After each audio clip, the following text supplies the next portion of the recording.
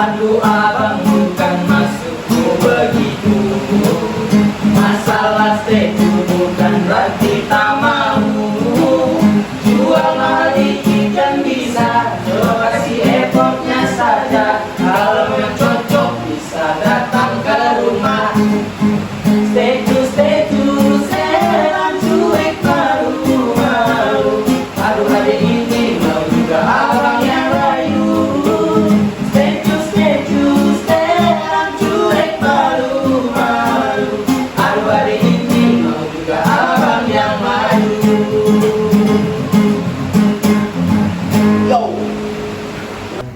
Oke guys, kembali lagi bersama kami bertiga. Nah, di kali ini kami bertiga akan melakukan podcast yaitu tentang wawasan pendidikan, membahas tentang pendidikan informal. Ya. Halo guys. Halo Pak Doni. Nah, selamat datang di podcast kami bertiga ini. Ya, selamat menonton. Selamat menonton Bapak. Ya. Nah, oke langsung saja perkenalkan dulu namanya Bro Jenny. Kayaknya dari topik aja ya. Dari pikir aja. Baik, terima kasih Bang Iwan, Bang Jenny. Perkenalkan, nama saya Taufik Hidayat.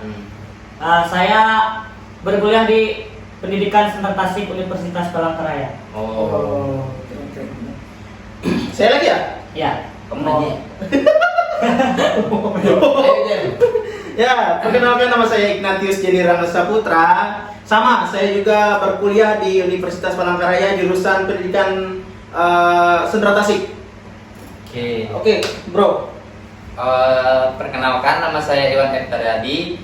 Saya mengambil jurusan Pendidikan Seni Drama Tari dan Musik, berkuliah di Universitas Palangkaraya. Kalau boleh tahu asalnya dari mana nih Bang? Saya asalnya dari Desa Berunang, Kecamatan Kapos Tengah. Abang dari mana? Kalau saya dari Habus, Kabupaten Kedingan. Oh, dari Abus. Kirain dari tadi. Dari tadi. Oke, terakhir ya. Ya.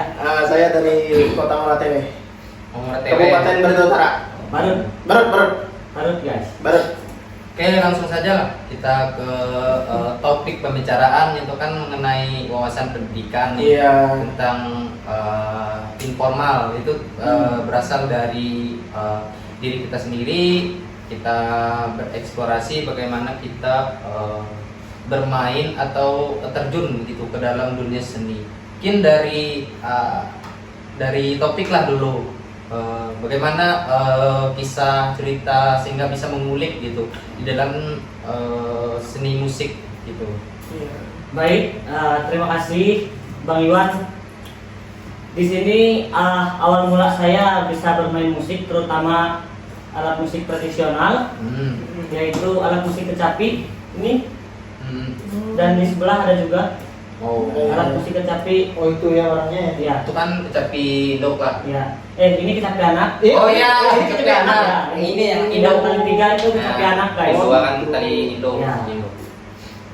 Jadi yang tali dua ini tempat bermain dasarnya. Kalau yang tali tiga untuk melodi kecapi anak. Melodinya bisa banyak variasi. Oke.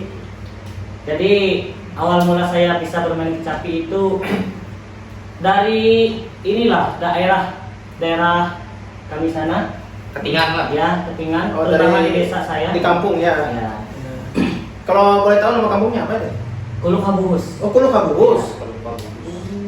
Ya, Itu jauh ya dari Kota Palangkaraya. Kalau dari Palangkaraya sekitar 4 sampai 5 jam. Oh, jarak tempuh perjalanan. Ya, betul.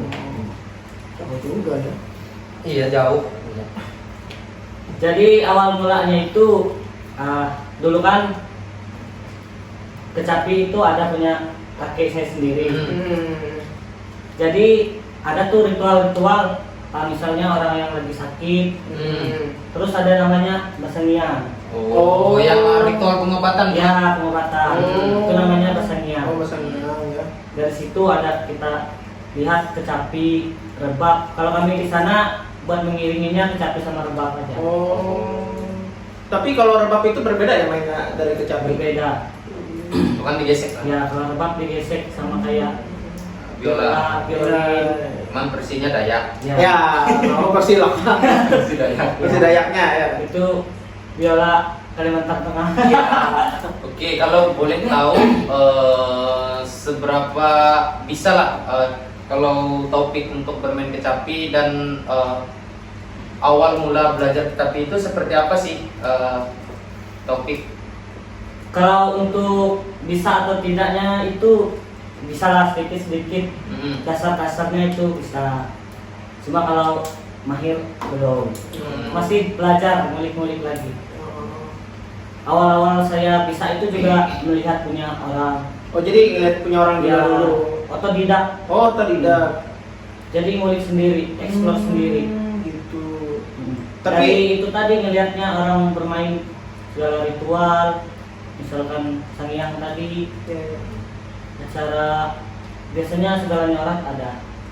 Oh, ritual tiwa lah. Oh, itu yang tiwa itu nyorat ya katanya. Nyorat itu lebih di bawahnya tiwa.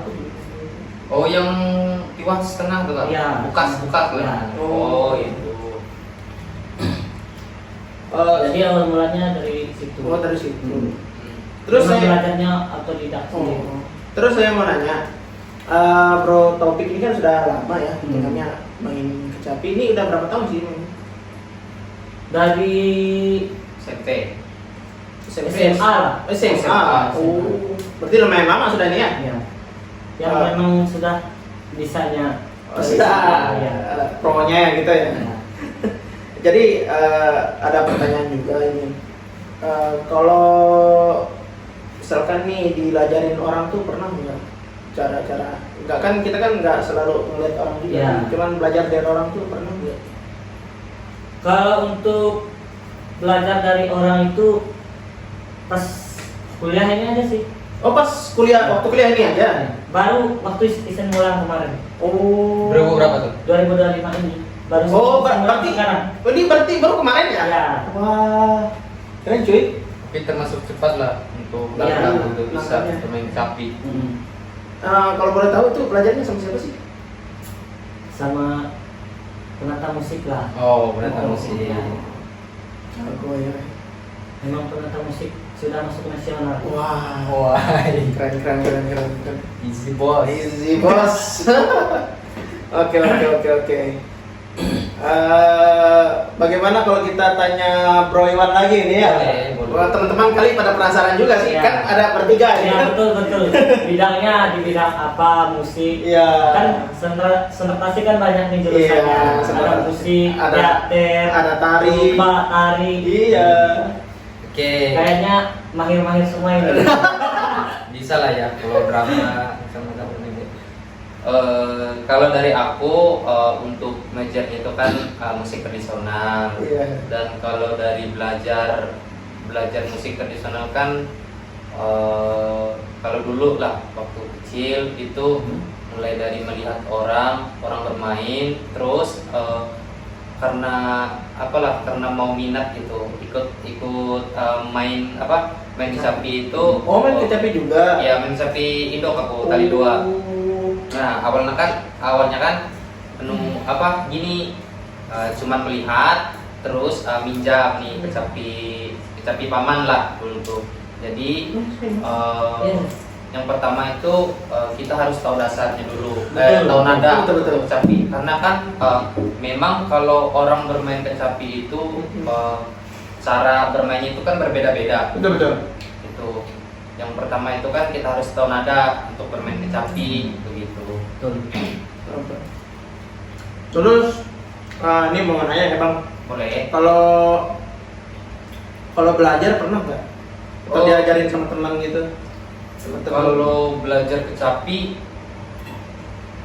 kalau diajarin orang lah atau teman itu pernah lah sedikit gitu, tapi lebih ke diri sendiri karena ya tadi yang aku bilang kan itu kan lebih ke gaya masing-masing. Kalau yang bermain kecapi itu kan nggak ada pretnya loh. Iya.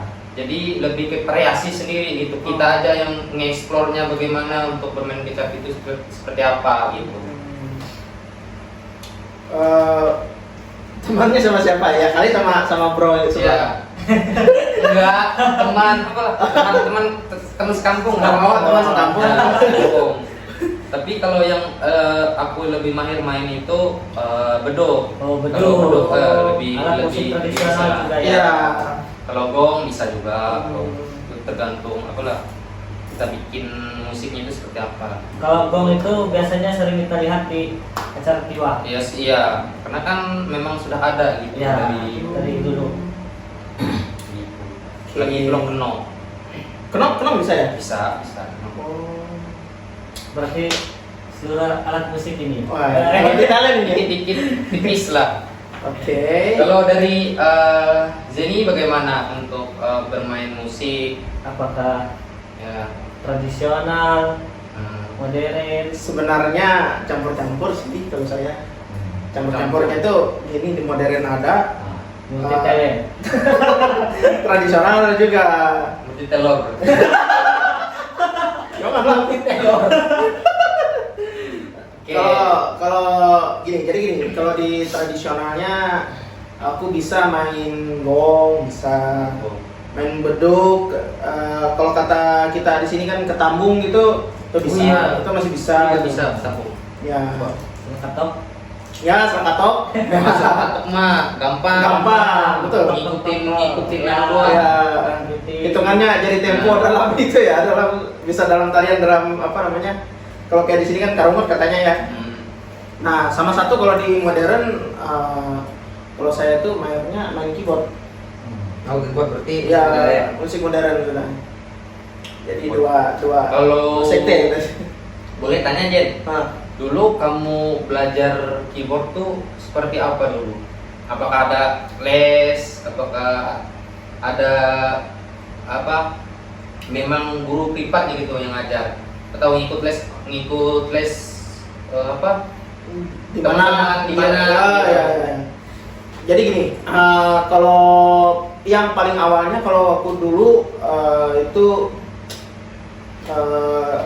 otodidak dulu sih. Otodidak. Ya, belajarnya dari rumah. Kan kebetulan orang tua ada awalnya keyboard di rumah tuh dibeliin orang tua, nganggurin. Jadi iseng-iseng kan main gitu kan, tahu talentanya ada di situ.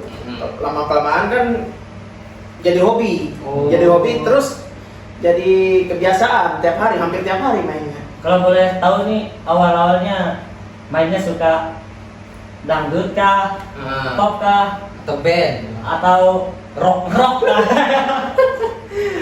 Kalau awal-awal awal-awal sih ya random aja sih sebenarnya. Pencet-pencet ya? Pencet-pencet. Cuman kalau memang awalnya itu musik gereja sih, lagu-lagu gereja. Lagu rohani lah. Ya, lagu rohani. Terus berkembang lagi Sampai mulai suka lagu-lagu pop. Ya itu sampai sekarang tuh. Sampai sekarang ngiringin musik di gereja. Sampai sekarang. Begitu. Nah Jen, aku mau tanya Jen, Oh. kalau dari bermain keyboard tuh kan, kalau dari tingkat kesulitannya itu seperti apa menurut kamu pribadi nih, yang memang mahir gitu? Ya, di bidang apakah keyboard? di jari atau sulit main sambil melihat not atau gimana? Sebenarnya sih kalau yang memang awal-awal itu yang jadi susahnya itu yang pertama kita harus yang namanya ngapal chord. Itu penjarian itu lumayan agak susah sih. Kan beda-beda chord kan beda-beda penjariannya. Itu yang jadi susah. Sama kalau kita baca not, kan saya dulu awalnya pakai not angka dulu. Oh. Not angka sebelum masih otodidak itu pakai not angka dulu. Belajarnya dari situ basicnya. Nah jadi setelah saya mengikuti les, nah jadi saya ini pernah seperti ini fun fact juga, saya ini juga pernah ikut les Di Berapa lama itu? sekitar kurang lebih setahun deh. Oh, setahun. Iya, tapi kan Itu sejago. bentar aja gitu. Enggak juga sih. Enggak juga jago banget. Sampai sekarang pun saya masih noob. Oh, masih. Merendah untuk merokok. Iya. Enggak. Ya jadi sempat setahun saya ikut les. Terus enggak lama saya berhenti dan gurunya kebetulan yang ngajar saya itu pastor. Oh, Pastor. Kan saya kan di gereja lesnya. Setelah itu saya tuh ngenalin not balok itu. Jadi kesusahannya ya di situ, ngenalin not balok itu, baca not balok itu. Tapi lama kelamaan karena saya juga pas pulang dari itu kan dari tempat les kan ke rumah, saya punya alat. Ya kebetulan ada. Nah, kunci kalau kita itu les itu kita harus punya alat. Itu kunci. Betul sih. Ya dimanapun, walaupun kayak musik tradisional, musik apapun itu kita harus punya yang namanya alat sendiri. Karena kan kalau les kan lebih keterbatasan waktu. Iya, keterbatasan waktu, Betul, keterbatasan betul. waktu, alat kan. Jadi ya, sangat diharuskan Anda mempunyai alat di rumah. Karena itu berpengaruh. Iya, berpengaruh. Karena bagaimana kita mau mengembangkan skill kalau kita nggak punya alat di rumah? Kan yang harus setelah kita pulang dari tempat les kita harus ngulik lagi, kita pelajari lagi, kita kembangin lagi gitu. Nah jadi itu saya mudahnya dulu waktu itu. Setelah itu saya berhenti, yang ngajar sudah berhenti, saya pun otomatis boleh berhenti. Karena sudah main bisa lah ya. Ya lumayan bisa, saya kembangin sendiri dan puji Tuhan sampai sekarang ya, masih dipakai ilmunya sampai saya masuk ke Sendra Tasik ya, Sampai tua. iya sampai tua. Dan saya juga kebetulan pernah ngajar orang. Oh, les kan? Iya, ngeles pernah. Mantap. Nah, pertanyaannya aku nih, menurut kalian berdua, bagaimana sih ketika sesuatu talent yang kita dapatkan dari sendiri itu ketika kita sudah bersekolah itu kita Atau berkuliah ya? Atau ya kita kuliah itu diaplikasikan gitu ke dalam mata pelajaran. Kan misalnya di SMA tuh kan ada tuh lah musik belajar keyboard itu kan Ya. ada di mata pelajaran seni budaya itu kan ada. Belajar musik tradisional juga ada ya? Iya, Ya, menurut kalian berdua tuh apa dampak negatif dari dampak positif dan negatif ya? dampak positif dan negatif dari diri kita sendiri gitu. Kayaknya Bang Taufik dulu deh. Ya dari tahu Untuk bahas yang tradisional. Kalau saya tuh lebih ke modern, dia lebih mahir. Untuk musik tradisional tadi lah, kalau di sekolah, kalau dibawa ke sekolah, tentunya kita ada bahan lah buat diri sendiri Betul. dari teman-teman yang lain. Bukan karena mereka nggak bisa, tapi mungkin karena mereka belum belajar alat musik tersebut kayak gitu. Jadi kalau di sekolah ya kita atau di kuliah lah pastikan ada dikasih materinya. Kayak di kuliah kan kita bisa belajar teorinya. Iya. Nah, baru kita masuk ke praktek. Betul. Jadi begitu. Dari Jenny gimana? Kalau saya kan lebih ke modern. Kalau kita misalkan itu kan dampak positifnya ya, kita punya bekal. Kita misalnya kayak saya dulu kan saya pas masih SMA kan saya punya meja di situ, jadi saya mudah gitu untuk mengaplikasikan misalnya mata pelajaran seni budaya kan, jadi lebih mudah lah, lebih permudah. Tapi dari sisi negatifnya ya teman-teman yang lain sih Sama ya. kesusahan untuk Susah paham. susah paham gitu. Tapi kalau untuk selebihnya ya lebih banyak ke sisi positifnya juga. Kita bisa ngajarin orang juga, kita bisa Itu dia. kita Betul, punya betul. wawasan yang lebih luas tentang musik gitu. Kalau dari Bang Iwan gimana? Kalau dari aku ini ya, kalau kita sudah bisa mengulik sendiri itu misalnya di bidang musik tradisional lah, itu ketika sudah di sekolah itu kan ada loh pelajaran musik tradisional, musik modern. Bisa, bro. Pada saat kita sudah bisa itu akan memudahkan kita di dalam pembelajaran, begitupun juga ketika di praktek. Ya, setuju.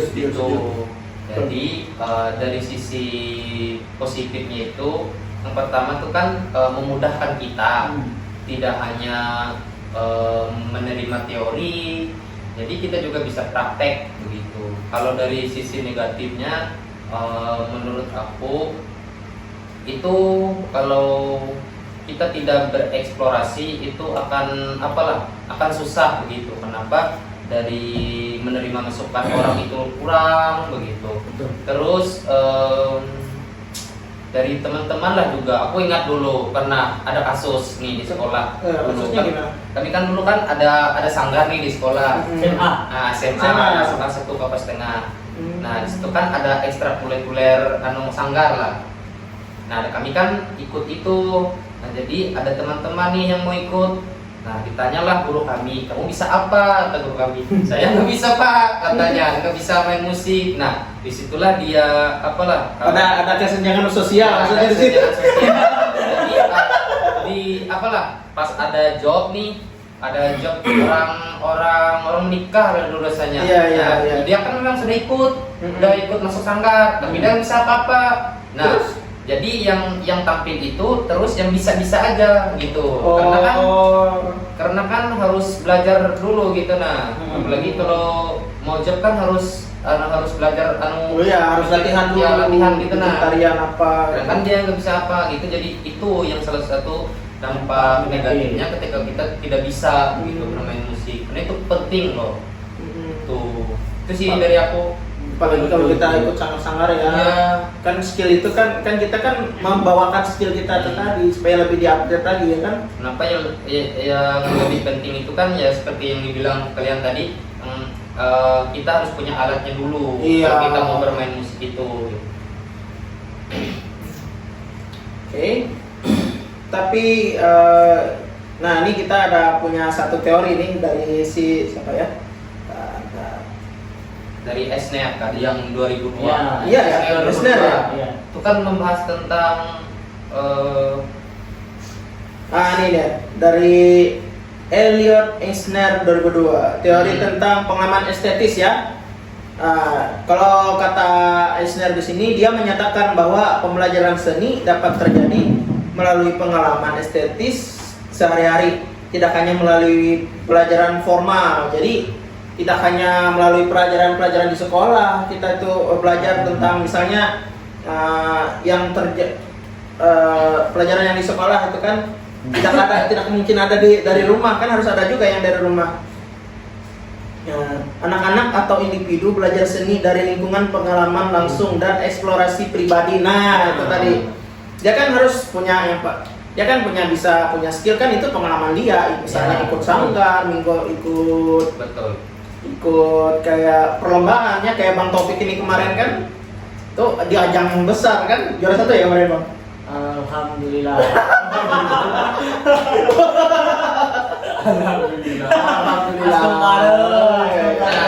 Aku mau tanya nih, ini kan ada teorinya Eisner nih 2002, pengalaman estetik menurut kalian berdua ketika belajar alat musik yang kalian suka gitu, pengalaman estetiknya itu seperti apa kira-kira menurut kalian berdua? Kalau di musik modern ya. Kalau pengalaman, kalau kayak saya kan, kalau kita yang pemusik ya, kita pemain musik itu kan harus mendengar misalnya, ini alunan orang ini, bagus nih ketikannya, tidak kecapi misalnya, permainan keyboardnya, keren banget gitu, dia nyanyi keren banget, atau instrumennya gimana. Jadi kita bisa menilai estetikanya dari situ. Dari estetika itu kan dapat diartikan sebuah keindahan kan. Iya. Kalau Bang Taufik? Kalau saya sih sama aja seperti Bang Jenny. Misalkan nih di alat musik modern seperti kecapi, pokoknya alat musik tradisional. Salah modern. Alat musik tradisional tentunya seperti yang Jenny bilang tadi, misalkan dari pendengaran, kita dengar orang main, oh ini keren sekali nih, bagus ini kan? Bagus ya. Itu bisa kita ambil buat nilai estetika. Terus kayak di kecapi kan ada motif-motifnya, ada lukisannya. Terus ada kepala burung tinggal. Ya, itu kan estetika juga secara visual itu. Betul. Ya. Jadi begitu. Kalau dari Iwan bagaimana? Kalau dari aku ya, pengalaman estetik itu ketika kita belajar seni itu banyak lah. Kayak dulu kan awal-awal kita mengenal gitu alat musik itu kan kayak apalah kayak mau gitu, mau gitu. Ketika orang Tapi bermain nggak bisa. musik, apa sih ini main musik gitu, kok orang bisa gitu, kita nggak bisa. Jadi kita belajar, kita mencoba, disitulah menurut aku yang kayak tantangan gitu untuk kita bermain musik itu ketika tidak bisa. Jadi disitulah kita kayak jatuh bangun gitu nah, belajar musik supaya bisa kayak orang gitu nah. Padahal sebenarnya bermain musik itu kan simple atau mudah gitu. Itu kan tergantung dari niat kita gitu untuk bermain musik. Itu sih dari aku kalau dari pengalaman bermain alat musik itu. Nah ini aku ada pertanyaan juga. Ini masih berkaitan dengan teorinya si Elliot Esner ini. Boleh. Ini kita belajar seni dari lingkungan. Bagaimana cara Bang Iwan tuh belajar seni dari lingkungan? Secara bagaimana? Oh, kalau aku bermain alat musik itu dari lingkungan dulu, dari desa lah dulu. Karena mau bermain musik itu, karena dulu kan memang aku nggak punya alat musik kecapi dulu. Jadi aku pinjamlah kecapi pamanku dulu di rumah. Aku pinjamlah sampai berhari-hari gitu. Aku minjamnya gitu nah, sampai berhari-hari di rumah. Tapi dikembaliin nggak? Dikembaliin. Kiranya baru dikembaliin. Itu dulu. Kirain Karena habis pulang sekolah main kecapi nih. Nah, karena di desa dulu kan nggak ada sinyal, jadi cuman ingat nadanya, teng teng teng teng teng teng gitu. Cuma ingat nadanya aja kalau main kecapi Betul. Iya. Iya. Stepnya nggak ada. Iya. Cuman ingat nadanya aja doang. Dulu tuh waktu bermain kecapi itu. Oh gitu. Berarti nunggu dipanggil dulu. Ya dulu tuh datang pamanku tuh ke rumah, mana kecapi katanya ada. Baru dikembaliin karena dipakai. Kalau kata orang Aju, Mikeji Salajuri. Ya. Karena dulu kan kecapi kan banyak digunakan dulu tuh buat kirim ke rumah orang tua pengobatan itu kan dipakai semua loh kecapi. Iya. Itu dulu. Ini pertanyaan lagi nih Bang Topik. Ini berbeda dari Bang Iwan. Bagaimana Bang Taufik ini belajar seni dari pengalaman secara langsung? Kalau dari pengalaman secara langsung itu emang dari kecil sih. Ya, dari diri sendiri. Jangan-jangan ngambil kecapi nggak dibalikin lagi? Enggak ya? Misalkan nih saya sendiri kan bisa menyanyi, bisa berumut. Itu ada dari kecil memang sudah bisa mau sambil mandi ki, sambil jalan ki, Sambil itu jalan. pasti menyanyi. Nyanyinya gimana? Karumut biasanya itu sering karumut. Kalau nyanyi lagu Dayak lah. Guys, disclaimer dulu ya. Ini artis nih, cuy. Artis Dayak ini, cuy. Jangan dia. Karena kerumut kan otodidak gitu ya, Ya. sesuai mau kita kemana. Ya, tentang apa, ambilnya dari apa gitu. Atau Kalau sesuai dari- pengalaman hidup ya. Kalau dari kecil kan kalau kita sebut kita ada yang ngaju itu tetap patip perumpamaan. Nah. Asal masuk gitu. Iya, asal masuk. Benar. Karena memang belum bisa. Jadi begitu. Oke. Nah, terakhir ya ini pertanyaan buat saya sendiri.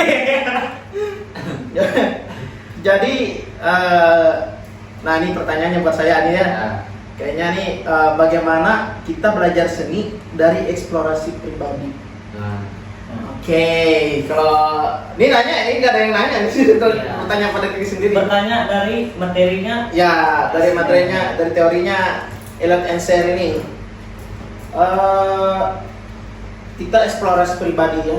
Awalnya ya gitu, kita awalnya kulik main-main, kita main sini, kita main bebarangan aja kayak kata orang Banjar mah. Ngawur lah. Ya, ngawur aja. Ngawur aja dulu. Yang penting masuk. Ya, yang penting masuk gitu. Asal kami kuitan Ya, asal masuk aja istilahnya kan.